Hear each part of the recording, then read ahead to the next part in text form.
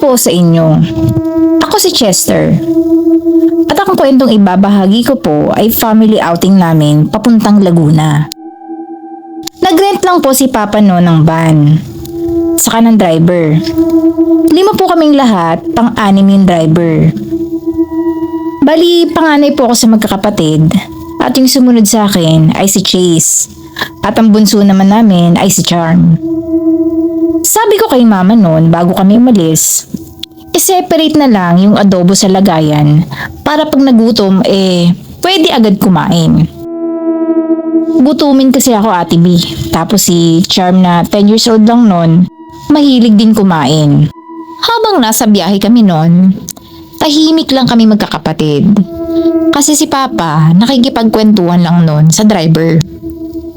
Kapatid kasi ng kumpare niya yung driver na nakuha namin. So medyo maingay din sila sa biyahe noon. Kami naman tamang cellphone lang at saka si Mama. Nagsabi sa akin noon si Chase saka si Charm na iihi daw sila. Kaya sinabi ko kay Mama at si Mama naman sinabi kay Papa. Pero that time, nasa liblib na lugar kami noon. Madilim at tanging buwan lang ang ilaw sa kalsada. Sabi ko noon, Pa, mukhang wala na tayong madadaanan na gasolinihan dito. Hanap na lang tayo ng pwedeng maihian. Yung sa medyo maliwanag. pumayag naman noon si Papa. Nang makakita kami ng spot, sinamahan ko noon si Chase. At si Charm naman sinamahan ni Mama.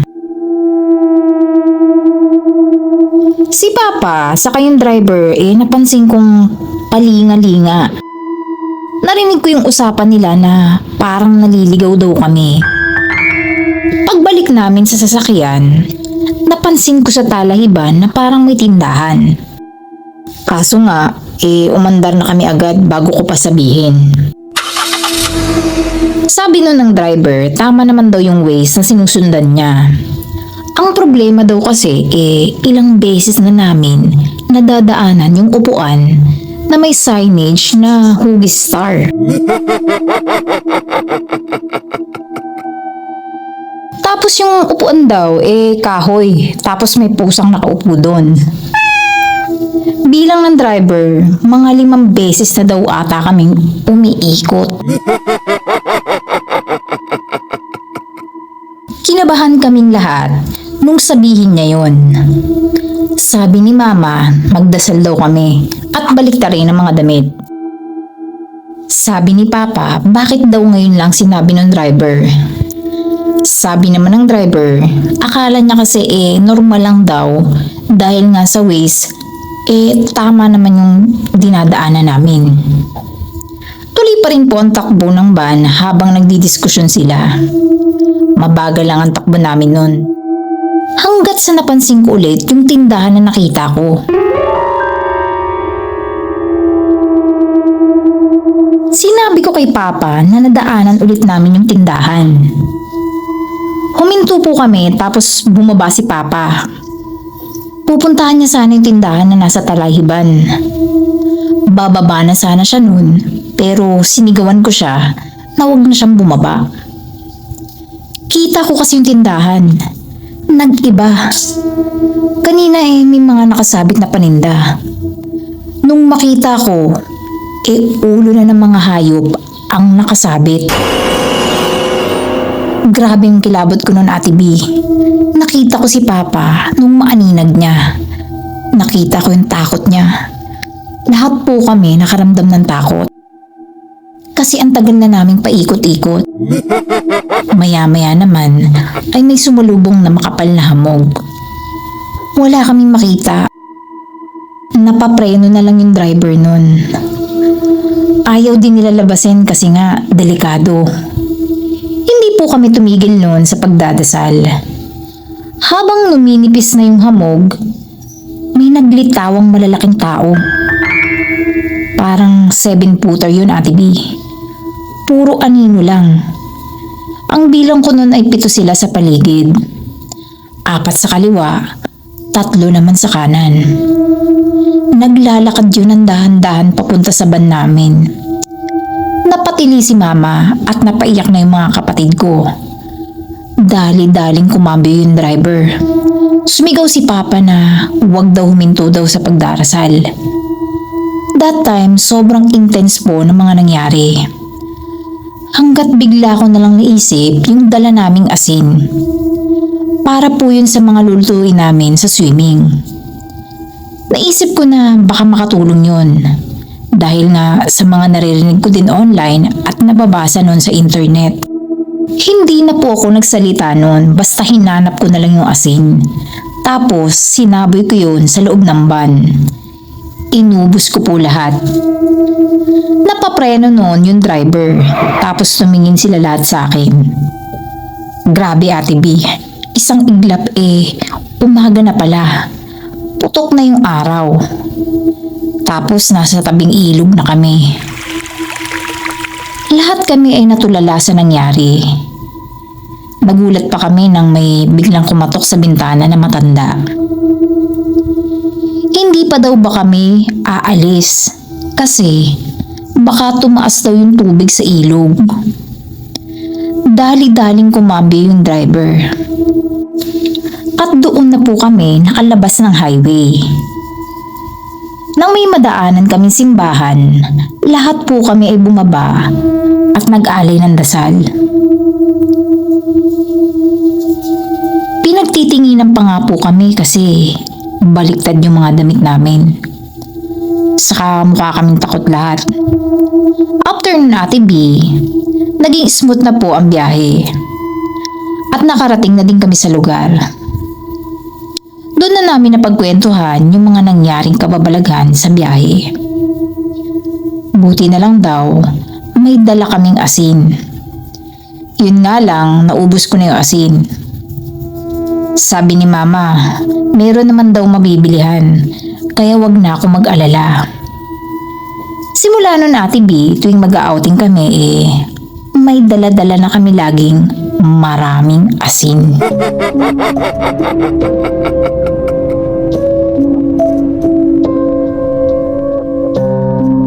Hello po Ate B. Ako po si Zenny. Yung ikukwento ko po sa inyo mga 5 years ago na. Kakauwi ko lang po galing abroad. Sales lady po ako sa maliit lang na butik. May kasamahan po ako sa work na inaya ko na mag-outing kapag uuwi daw ng Pilipinas. Nagkataon kasi na halos magkapit bahay lang pala kami. Shermaine po ang pangalan niya, pero Shasha po ang tawag ko sa kanya. Naging close kami kasi mabait at generous si Shasha. Madalas kapag nagmumoli nga kami, nililibre niya ako. Sabi niya, single pa naman daw siya at only child. Kaya lang siya nag-abroad ay dahil gusto daw ng parents niya. Para daw maranasan niya na kumita ng sariling pera. Pang teleserye Ate B, mayaman po sila. May mga bigasan, may alagang baboy, may farm, at kung ano-ano pa. Basta Ate B, marami po silang negosyo. Malaman-laman ko noon gusto lang pala ng parents niya na makahanap siya ng boyfriend at makapag-settle na. For short, gusto na magkaapo ng mga magulang niya. Kaya abroad yung trip nila. Ako lang po ang nakakaalam ng mga bagay na yun tungkol kay Sha. Naikwento ko din po pala sa kanya na single mom ako. Ang dami niyang pinadala sa akin ng mga chocolate at sa kalaruan ng anak ko nung makauwi kami. So ayun na nga po, balik tayo sa kwento. Inaya ko ni Shasha na mag-outing kasama family niya. Sabi niya, isama ko daw anak ko sa kananay at tatay ko.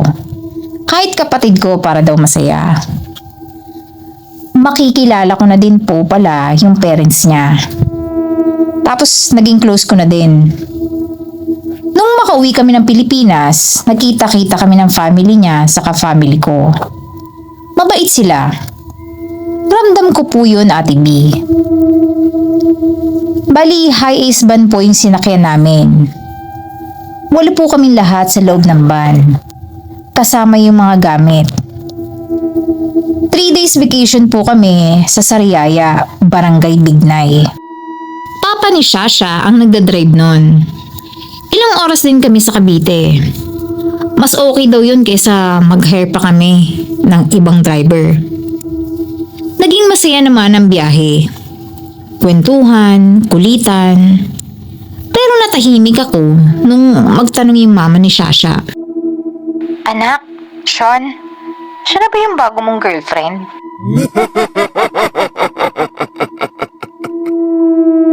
Kumalabog yung dibdib ko, Ate B. Sa utak ko, anong nangyayari? Natatawa ako at naguguluhan nun. Ma, ano ba? Nakakaya kay Zen. Sabi ko noon na magkaibigan lang kami. Basta Ate B, kinukutsa na lang kami ng parents ko at parents niya sa loob ng van. Inaabot na po kami ng madaling araw sa biyahe. Nakatulog na rin po ang lahat. Ako noon nakapikit lang pero gising. Yung anak ko nakahiga yung ulo sa lap ko. Tapos yung paa sa lap naman ni nanay. Naririnig ko noon na nag-uusap si siya saka yung papa niya. Parang ang magtropa lang eh. Ang tawag sa kanya ng papa niya ay Sean. Natatawa talaga ako sa mga naririnig ko na may konting kilig. Pero Ate B, nawala yung kilig ko nang pagdilat ko may nakita akong lalaki na nabangga ni Tito. Tito Alan, parang may nabangga po kayo. Nagising ang lahat at nagpanik. Wala naman daw nakita noon yung papa ni Shasha. Si Tito Alan nga. Huminto po kami saglit. Tapos bumaba ang tatay, saka si Tito Alan para i-check kung meron nga, pero wala talaga silang nakita. Tapos sa malayo, yung makapal na fog, Ate B palapit ng palapit sa van. Sabi ko kay siya, pabalikin na sila. Nagsisisigaw na ako noon na bumalik na sila. Saka si siya, umiiyak na rin si nanay. Kasi kasabay ng hamog, may mga taong walang muka. Normal yung damit nila. May dala pang ambag yung iba na tila galing sa palengke. Parang tao lang din. Sinabi namin kila tito at tatay yung mga nakita namin. In denial lahat kami. Baka namamalik mata lang kasi kami. Nagro-rosaryo na noon si nanay. Sumabay na din ako. Habang nagdadasal kami, maya-maya napahinto na naman si tito. Meron kasi kami nakitang palengke. Ang daming tao. Sabi ni Tita Claire, mama ni Shasha. Uy, sakto may palengke pala dito. Pwede tayo mag-stop over at bumili ng mga kulang sa pagkain. Sabi naman ni tatay, wala daw bababa. Dahil wala naman daw palengke sa paanan ng bundok na maraming ilaw.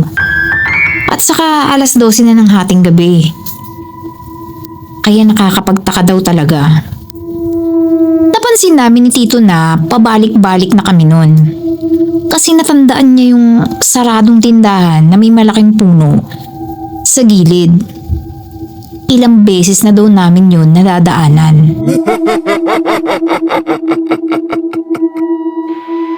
Pare, naingkanto tayo. Tingnan niyo yung palengke. Ate B, yung mga tao sa palengke nakatingin sa amin. Hindi gumagalaw.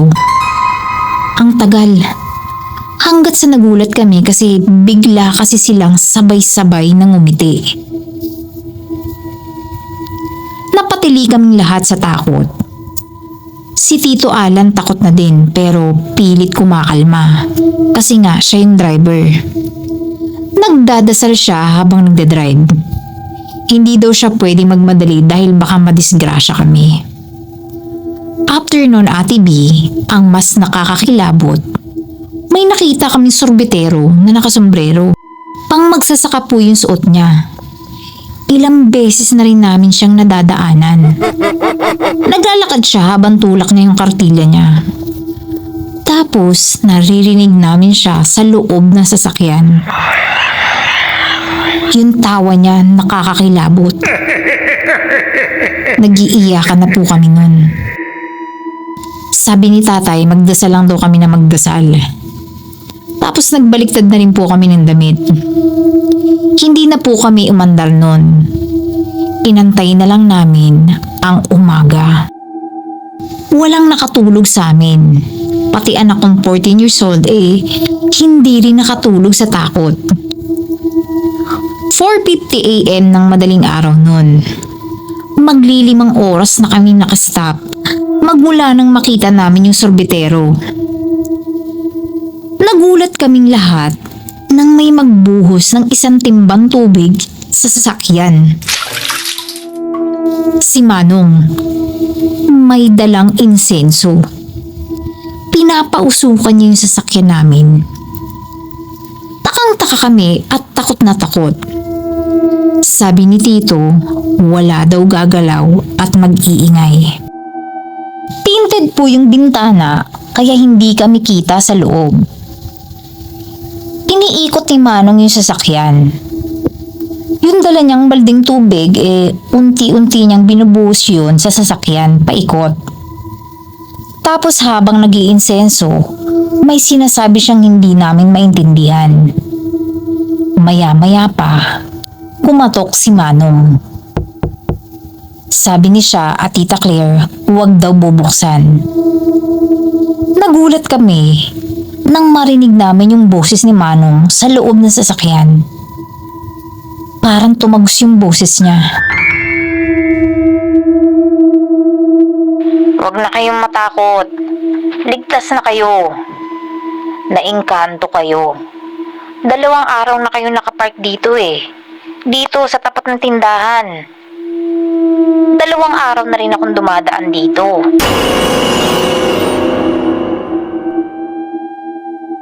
Nang marinig namin yung boses ni Manong, binuksan ng bahagya ni Tito yung bintana.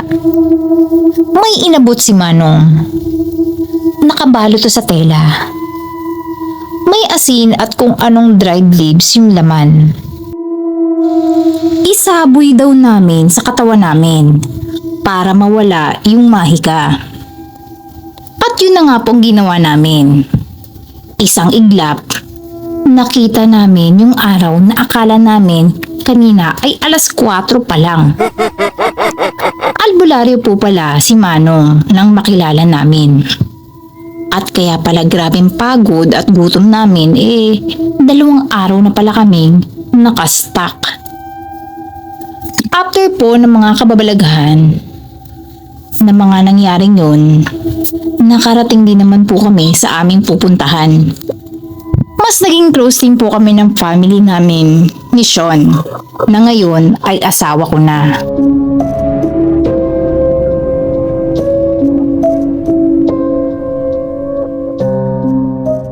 Kamusta po Ate B? Eloy na lang po ang itawag niyo sa akin. Gusto ko lang po i-share tong kwento ni Lolo. Wedding anniversary ng parents ni Lolo nun, kaya napagplanuhan nila na mag-out of town. Panganay nun si Lolo at nasa 20s daw siya nun.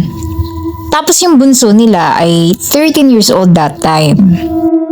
Pinagpipilian po nila nun kung Baguio or maglilate na lang sa parents ng papa ni Lolo. Bali, POB na lang po ito ni Lolo. Pinagpipilian po nila nun kung Baguio or maglate na lang sa parents ng papa ni Lolo. Bali, POB na lang po ito ni Lolo. Sabi ni Mama, dun na lang sa parents niya para hindi daw masyado magastos. Kakain na lang sa labas tapos mamamasyal. Ganon din naman ang gusto ko kasi namimiss ko na din si Lolo at Lola. Bukod dun, binibigyan din kasi ako ng pera.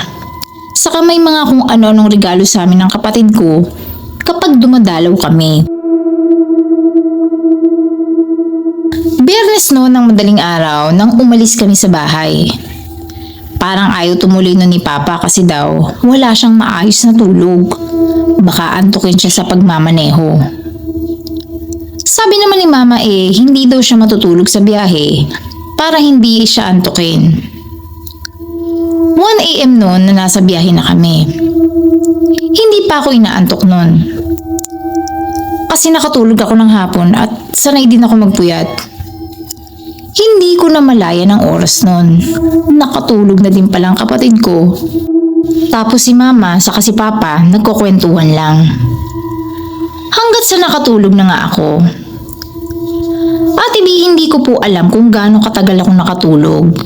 Pero naalimpungatan ako sa sobrang lamig. Nagulat ako, sobrang bilis ng patakbo ng sasakyan. Nagpanik ako, Ate B. Napatingin din ako kay Mama nun. Saka sa kapatid ko, tulog silang lahat. At ang nakakakilabot, pati si Papa nun nakapikit na nakangiti. Sumigaw ako sa takot. Nagising si Mama sa kapatid ko. Pero si Papa nun nakita namin na nakapikit at nakangiti pa rin.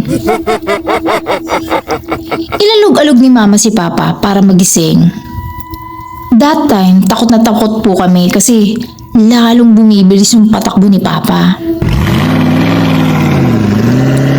Ang naaalala ko lang po noon ay nasa madilim na part kami ng gubat na maraming matataas na puno.